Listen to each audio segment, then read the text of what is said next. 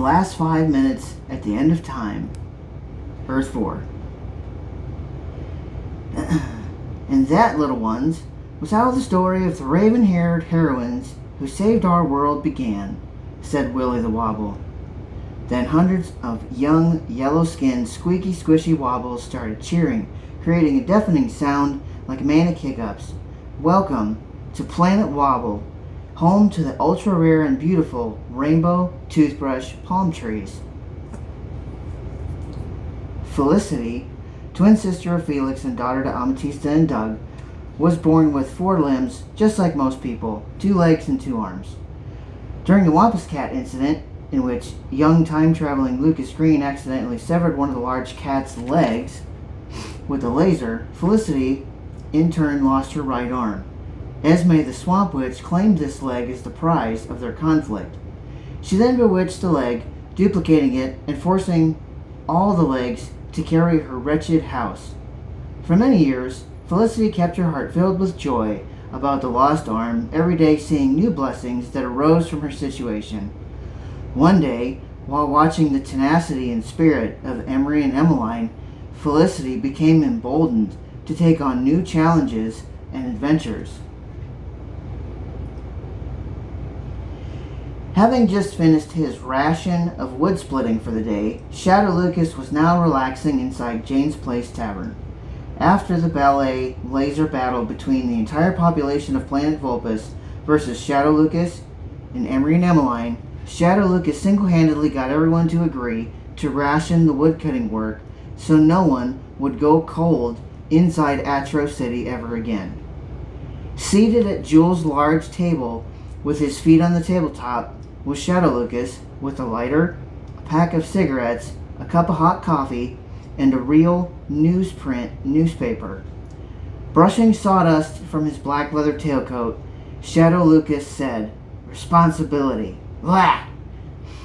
It is to be noted here that Shadow Lucas has dyslexia, but that does not stop him from enjoying newspapers or reading.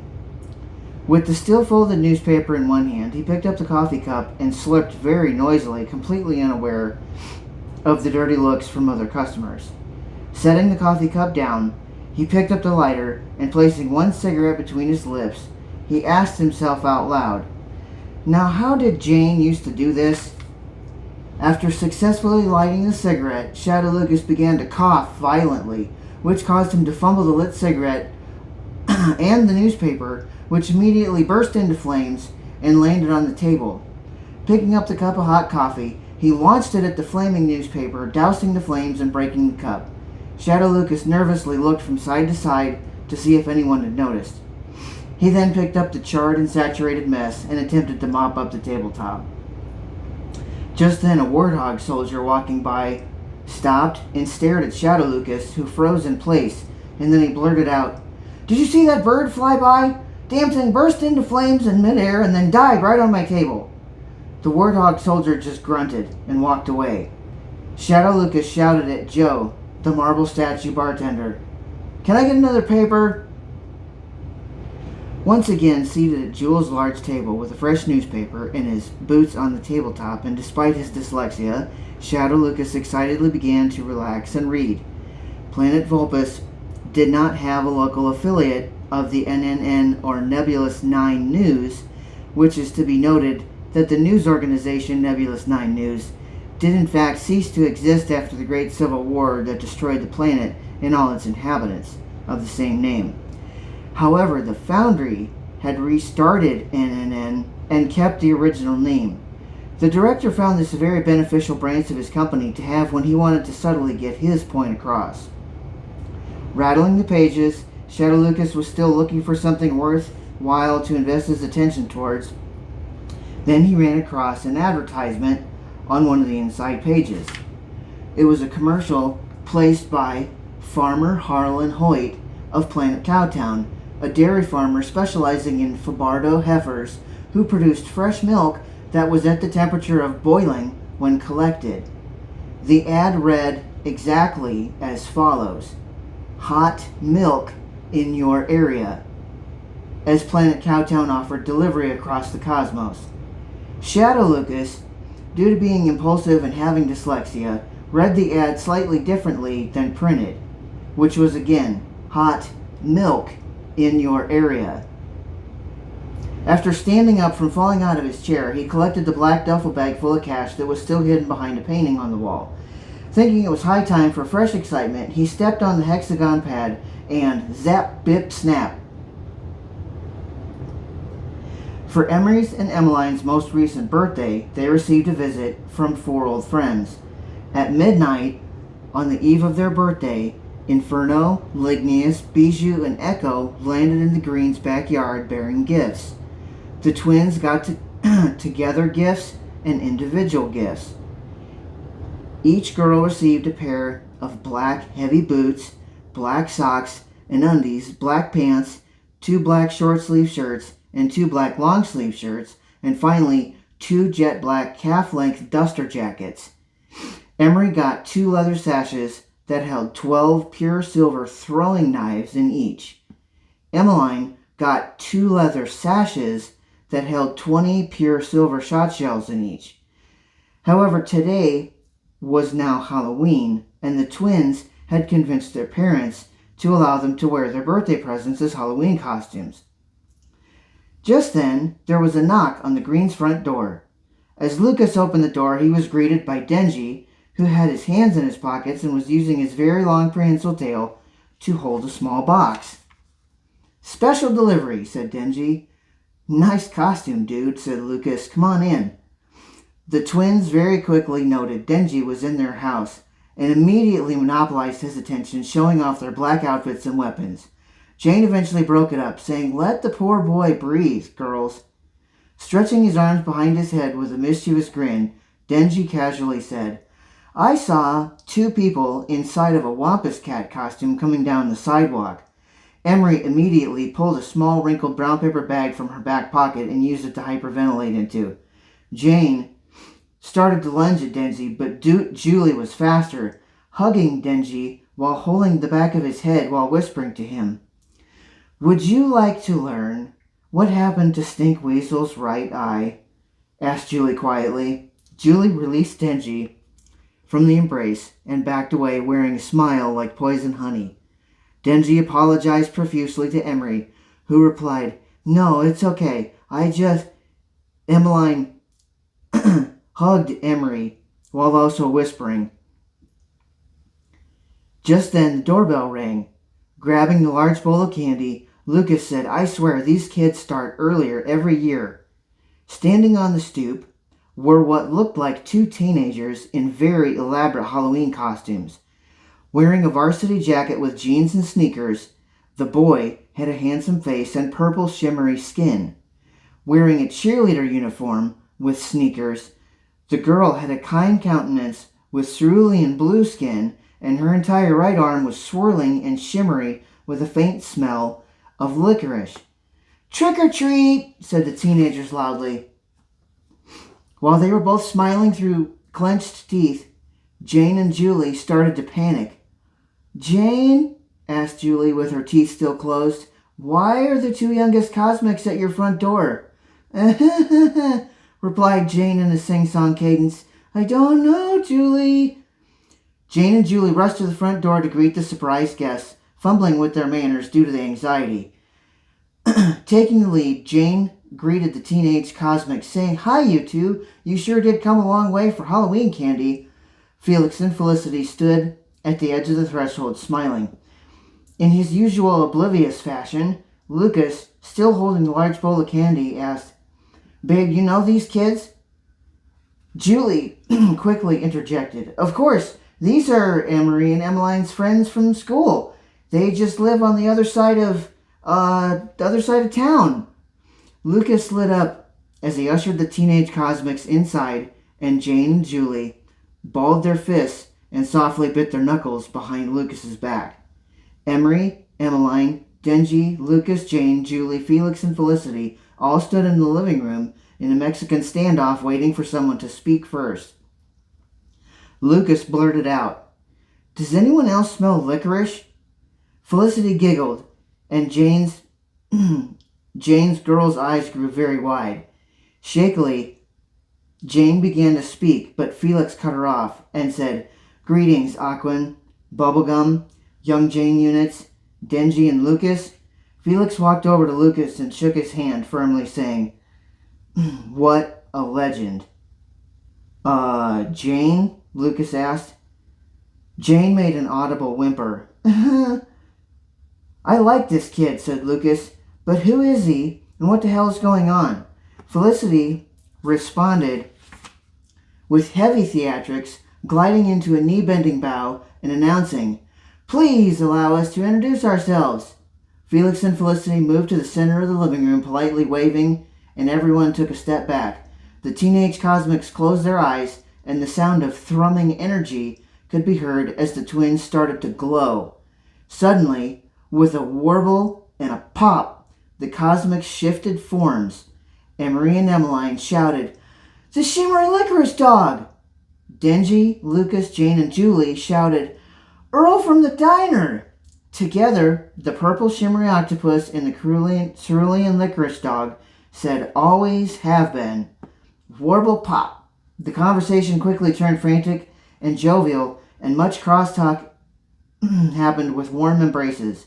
Finally, Jane mustered up the courage to take on the elephant in the room, asking, "So, your cosmicnesses, what brings you two to Mississauga, Ontario?"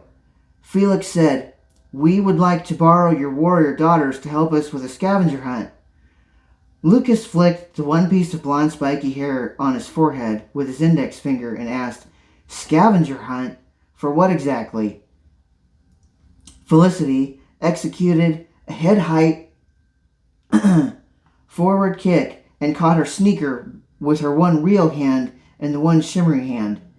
Using her cheer voice, Felicity asserted, "The Scroll of Truth."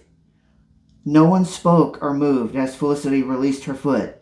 Having only dealt with the requests of Doug or the Mason in the distant past, Jane was unsure if denying the request of a cosmic was even feasible or wise. "Oh, sure," Jane blurted out. "Yay!" shouted Emery and Emmeline. "Wait," said Lucas. "Lucas," said Jane, "look, the girls are geared up and ready. It'll be great." "Yay!" cheered the girls. Denji, still holding the small box with his tail, retreated into the kitchen. Lucas stepped across the room and squared up to his wife. "Be careful," said Jane in front of everyone. "Last time you squared up on me like this is how we got Emery and Emmeline." Lucas instantly lost his train of thought as he saw the expression on Jane's face that said, "Trust me." Lucas flicked his blonde spike and smiled. "Are you taking the lead?" Lucas whispered. "Are you running point?" whispered Jane. Lucas and Jane intertwined their pinky fingers in doing their secret handshake, and both of them whispered to the ether, "Go Team Green." Jane and Lucas turned out to the room, all smiles, saying, "Well, you are burning daylight. We love you. Be safe. Have fun." Emery and Emmeline got hugs and said their goodbyes to everyone. Felix and Felicity expressed their gratitude as the four teenagers filed out of the house. Everyone watched them pile into the Cosmic's vehicle, a 1967 Shelby GT 500 with racing stripes. Stamping her foot and pouting, Jane said, "Geez, their car is even cooler than mine." As the classic muscle car roared through the neighborhood, Jane took charge of the situation, saying, "Okay, everybody in the house." Once inside, Jane doled out the orders. "Lucas, leave the candy outside and lock the door. Denji, don't move a muscle. Julie, get me the phone." Julie jumped in place, clapping, and then squealing ran to the junk drawer in the kitchen. Denji stood very still, looking confused. Julie passed the two small objects to Jane, and Jane held a brilliant gemstone up to her ear and an acorn near her mouth and spoke. "Multi-stage operation, Fluff and Fold self-service, Toronto, Canada, 0-100 hours." Denji looked around the room and asked, "What are we talking about?" Jane declared, "Ladies and gentlemen, starting right now, Operation War Crimes is in effect. The Cosmics are going after Felicity's right arm. The Scroll of Truth is akin to Pandora's box. We will run interference. That Wampus cat will not lay a whisker on my girls." Julie, who was grasping at thin air and closing her fists, spoke with a feminine growl. Finally, some real excitement. Denji asked, Are you serious? Does this really mean I get to help you again? No, said Jane flatly. Denji's morale sunk into the basement. Jane knelt so that she was nose to nose with the marsupial, saying, Denji, I need you in the front seat on this one, with everybody. Are you up for it?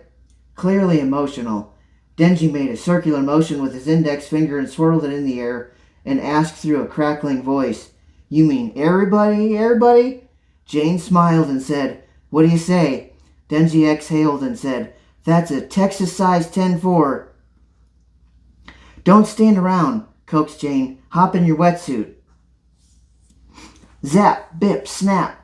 Shadow Lucas stepped off his hexagon pad and carried it as he walked towards the visitor center main entrance with a bulging black duffel bag on his other shoulder. Signage was posted everywhere regarding rules and regulations for visitors and patrons. He mumbled under his breath, Geez, this brothel is really strict. At the front desk, under a large sign that read, Welcome to Planet Cowtown, the largest dairy farm planet in the cosmos, was a great horned owl perched on a set of pegs fastened into the wall. Welcome to Planet Cowtown, said the bright-eyed owl. What can I do you for? Shadow Lucas thought carefully before answering. He did not want to be rude and assume he was getting milk for free. So he patted the duffel bag and said to the owl, I'd like to buy a whole cow, but don't they take offense to being called that? Shadow Lucas drummed his fingers on the countertop. Being called what? Replied the owl quizzically. Never mind, said Shadow Lucas. The owl rapidly clicked his beak. Just a moment. Let me call Farmer Hoyt. He can get what you're looking for. The owl flew from the desk, out an open window, and to the apex of the roof where he produced powerful multitonal hooting and returned to the main desk. The owl and Shadow Lucas exchanged nervous glances at each other. The owl tilted his head to an extreme angle and then stepped back and forth on his perch. Shadow Lucas smiled nervously. The owl asked, Have we met before? You seem really familiar. Shadow Lucas squinted his eyes and stepped forward before asking, Do you? No way. Do you know a chick named Lenore?